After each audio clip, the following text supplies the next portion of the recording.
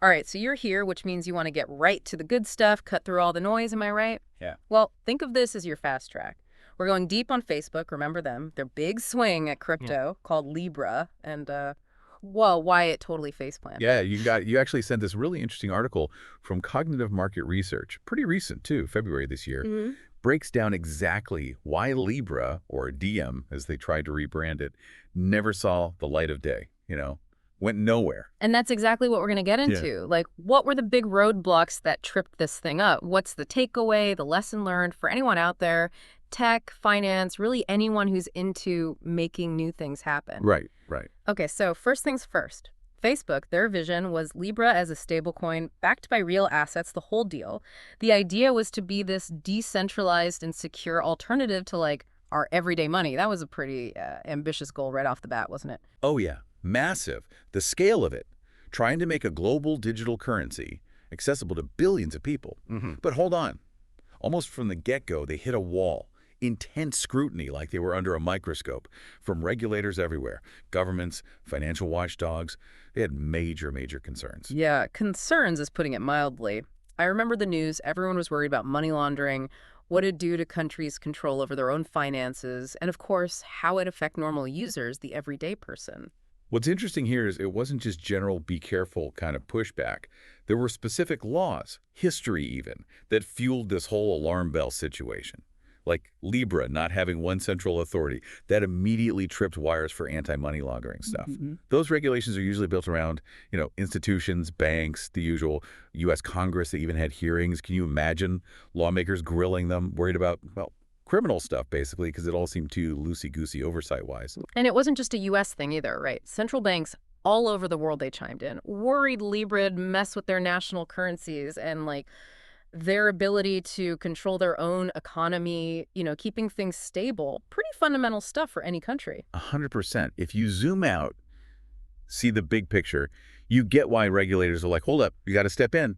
A global currency running outside any one country's control, that throws up huge questions about economic stability, security, the whole nine yards. Imagine, how's a country supposed to handle inflation or a crisis if people are using money they can't really influence? So Facebook, they tried to course correct, right? They went for that rebrand, DM, in 2020. Seemed like they were trying to show, hey, we're serious about playing by the rules. But this article makes it clear those regulatory hurdles, they didn't magically disappear just because the name changed. And this is where it gets thought-provoking. Could Facebook have done things differently right from the start to maybe avoid some of this? The article hints that, yeah, not talking to policymakers early on really, really hurt them. Without the green light from key markets, the whole project was built on sand, basically. Big takeaway there in fintech, it's not enough to just make a fancy platform. You're tied at the hip with regulations, got to work within the system. So we've talked rules, but this article also gets into trust, or the lack of it. Both regular people and businesses were getting skeptical. And Facebook's, well, their past didn't help matters here, did it? Oh, not at all. Cambridge Analytica, that whole data breach, it's mentioned specifically, cast a long shadow, you could say. People and regulators, too, they were worried Libra'd be another way for Facebook to collect data and make money off it, and this time it's your financial info. Think about it psychologically. If a company's shown they can't be trusted with your data in one area, it's going to be hard to believe them when they jump into something even more sensitive, like money. Makes sense. People are already kind of freaked out about how much data these big tech companies have. Giving them access to your finances, too. That's like next level for a lot of folks. Probably felt like too much. And then the dominoes started falling, those big names pulling out. Visa, MasterCard, PayPal, even eBay all said, see ya. That must have been a gut punch for Libra, huh? Oh, that was a turning point for sure. You got these giants, pillars of the financial system, basically saying, we don't trust this. Publicly withdrawing support just months after the announcement, it really hurt Libra's credibility, made people question if it could even work at all. This wasn't just them avoiding regulatory trouble either. It showed they had doubts about Libra itself, long term. It's like the whole financial world was like, nope, we're out. And the article says businesses were also hesitant to jump on board. Makes sense. Why would they want a cryptocurrency run by, well, a company with that kind of data privacy baggage? Exactly. Businesses, they want stability, trust when it comes to their money. The stuff hanging over Facebook's head. Way too much uncertainty. So you've got this double whammy. Regulators saying slow down, and then big players in finance, businesses too, saying hard pass. Not a good combo for a smooth launch. Definitely not. So, what can we learn from all this, from Libra's very public flop? The article pulls out three big lessons, right? Number one, you got to make playing by the rules your top priority right from the start. Couldn't emphasize that more. Fintech, it's in a whole different league compared to regular software. Governments are not going to sit back when it comes to financial stability, protecting people. Facebook, they kind of underestimated that, how much pushback they'd get. It's not like launching a new feature on your app. It's a different ballgame. Yeah, good point. You can tweak a social media platform on the fly, but when it's people's money, the whole financial system, the stakes are way, way higher. The article actually points to companies like PayPal, Square. They did it right. Worked with regulators from the beginning, no surprises. And that proactive approach, that's the key. Talk to the lawyers early, get those licenses, make sure everything you're doing is transparent, follows the rules. That's not optional in fintech. It's step one. Lesson number 2, consumer trust. Can't overstate how crucial that is, especially when it comes to money. You said it. People need to know, without a doubt, that their money, their data, it's safe.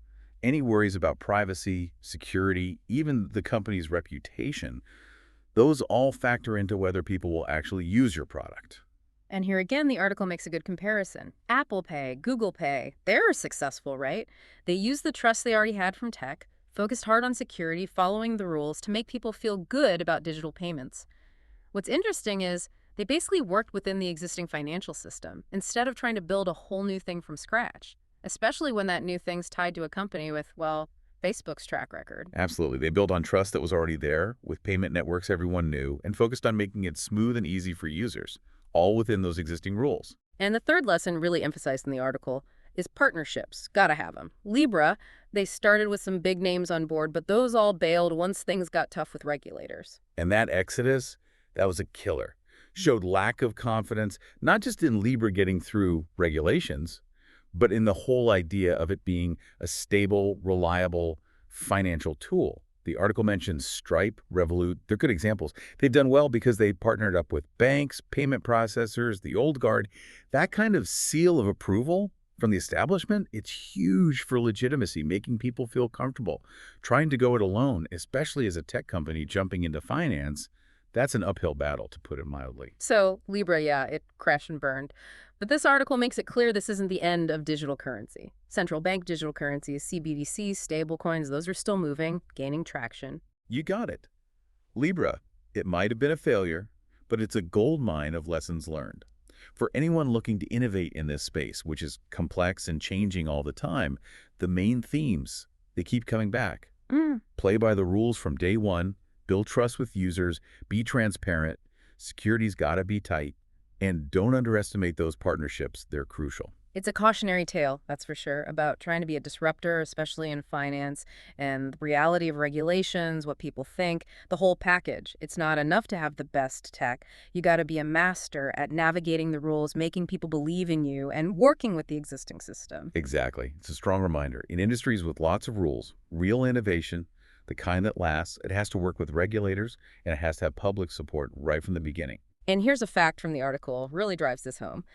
At first, Libra had this big group, 28 companies, all founding members, huge names, Visa, MasterCard, Uber, Spotify, the works. But then all those regulatory headaches we talked about, most of them pulled out before Libra even launched, which led to the whole thing falling apart in early 2022. Pretty stark example of how those challenges can just kill an idea, huh? Oh, yeah, absolutely. Shows you, even with big names, tons of money behind you, if the rules aren't clear and people don't trust you, even the most ambitious project can go belly up. So for you listening, the takeaway from Libra, it's these core things. When you're looking at new tech, especially financial tech, pay attention to the regulations, how much people trust the company involved, and who they're partnered with. These aren't just side notes. They can make or break the whole thing. Couldn't have said it better myself.